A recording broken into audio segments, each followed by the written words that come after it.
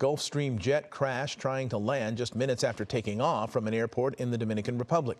The flight had been destined del for reconocido Miami. productor musical Flow La Movie, José Ángel Hernández.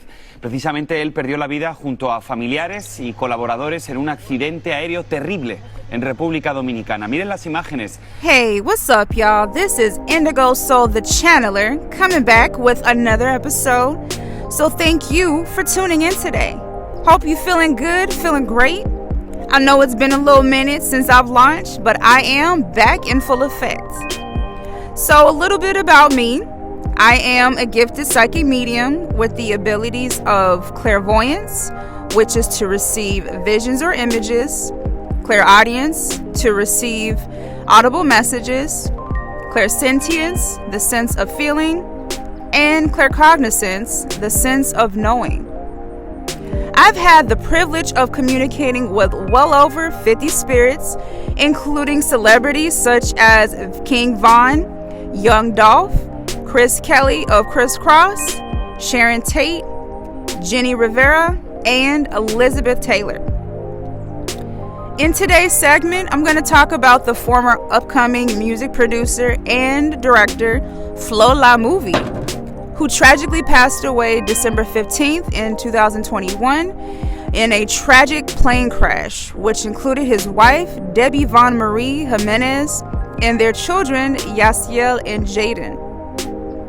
He was best known for producing hits such as 2016's hit single, Te Boté, with Casper, Neo Garcia, Bad Bunny, Darrell, and Ozuna, which also featured a remix featuring J-Lo and La Jipeta. José Ángel Hernández was born August 1st, 1985 in San Juan, Puerto Rico. He described his upbringing as coming from a very small, poor family, but they all managed to survive. It wasn't a real terrible experience, though. His love for music started at a young age and gained interest in producing videos in his teens. He later fell in love with a beautiful young woman named Debbie and shared a son together named Jayden and accepted Debbie's son, Yassiel, as his own. They became a close-knit family, and it was never a dull moment, just full of fun and love. So here I will openly share a mediumship reading from January 20th, 2022. He appeared to me randomly a few months after I spoke with the R&B singer Quindon Tarver. So here it goes. Listener's discretion is advised. J-Lo set me up. She added my name to the sacrifice ritual. She's into Kimbanda, dark evil. She said my family. She's evil. She wants money and power. She over P. Diddy. Her daughter Emmy wants to come out of the closet. I took the oath because I wanted to be rich and famous. Famoso. Don't trust her. Don't be around her. She wants the center of attention. Then he briefly talks about the day of his death. When I got on the plane, I didn't feel right. Major anxiety. People kept asking me if I'm okay. My wife tried to calm me down. I couldn't shake the feeling. My family is devastated, especially mi madre. Neo Garcia was my real homeboy, like my brother. Don't trust anyone in Hollywood. They will F you over. I'm not gonna lie. I wanted the lifestyle like everyone dreams of. To see the smile on my family's faces made me happy. No struggle. Then he goes back to talking about J-Lo. She did a ritual to get Ben Affleck back. She's a little bleep in the head. All eyes on me mentality. Trying to keep up with the Joneses because she's getting older. Afraid of losing her swag. So much competition. She wants to make sure she's on top. Ex-fiance despises her, which is the former baseball player Alex Rodriguez. She wanted to control in the relationship, and he wasn't having that. Always seeking validation. She knows a little Santeria, has her secret crew to help with rituals, lots of ghost slaying. She drinks blood too, for a vital source. Hungry for money and material wealth. She sits back and pretends like nothing goes on. Behind the scenes, she's an evil witch. She signed an oath before in living color. Like she was like a backup dancer on the show back in the 90s, if people don't know about that. Bad Bunny is into Satan. You see the symbolism. Nati Natasha is too. She was cool. Many people in the industry are into Satan. He changed people's lives on earth, but there's a price to pay, even your life. You end up in darkness. The spirits torture you non-stop. I'm sorry, I have to talk my I thank you for listening to me.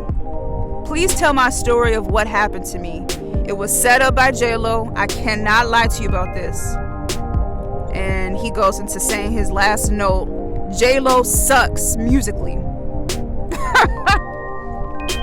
Anyway, the final message from October 3rd, 2022.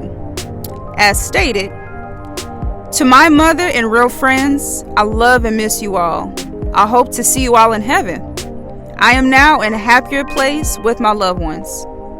And then he left me like a brief message personally, which I'm not going to share here. But going back to the whole situation at hand, it's very unfortunate that his life was at the hands of not only Satan, but, you know, the dark ritual that was somewhat orchestrated by J-Lo. Also, the whole thing about Kimbanda, I'm not really familiar with that whole pantheon or religion. I don't know too much about it, but from what I briefly read, it appears to not be of light. Let's just say that. But yeah, to each his own on that. You know, I'm not knocking on whoever does the dark rituals to get, you know, the wealth and material gain and all that stuff. But at the end of the day, you know, when you're part of darkness, you're going to end up in darkness. And that's a very disadvantage to many people. Like, I've spoke to many souls, and a lot of them have taken satanic oaths or something along those lines and ended up in darkness. So, you know, that's definitely not a place where I want to be, and that's not a place where anyone else should be. Unless that is your liking, then so be it. You know, as far as J-Lo, I used to be a huge fan of hers growing up, you know, especially when she came on the scene in like the early 2000s, you know, even though prior to that she was an actress and backup dancer. So when she came on the scene as a solo artist, you know, J-Lo was deemed as, you know, that it girl, you know, with the whole swag and everything. And, you know, also hearing from a lot of spiritualists too, knowing what she does behind the scenes is very unfortunate, but I guess that's her thing amongst other people who are a part of the industry or Hollywood. You know, you got to make a sacrifice, you know, whatever dark spirits that these people connect to, you got to make a sacrifice every 6 months or however they need it, you know, in order to continue to have that access to the material wealth and whatever thing that you ask for, you know, not knowing that it'll cost your life in the end. You know, it can be a close friend, family member, you know. It's really sad, but you know, that's what a lot of these people do. You know, especially if you're trying to get ahead of the game, you know, people are willing to do any and everything for money, for material wealth, for fame, for power, whatever it is. I just think at the end of the day, it's not really worth it. You know, you can enjoy what you can on this earth, but is it really worth it in the end? That's the big question there.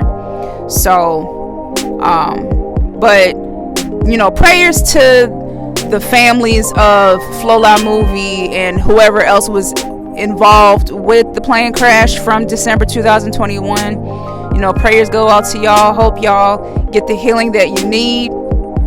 You know, I know it's not going to be the same to have your loved ones here with you in the physical, but you know, they will always be with you in the spiritual. So yeah, with that being said, you know, thank y'all for listening. This is like a very short podcast. I definitely wanted to get this out, and I felt like also the powers that be kind of deterred some things. So but at any rate, I'm still back in full effect. I'm going to continue to put out more episodes, more content, and it won't stop from here. So bye.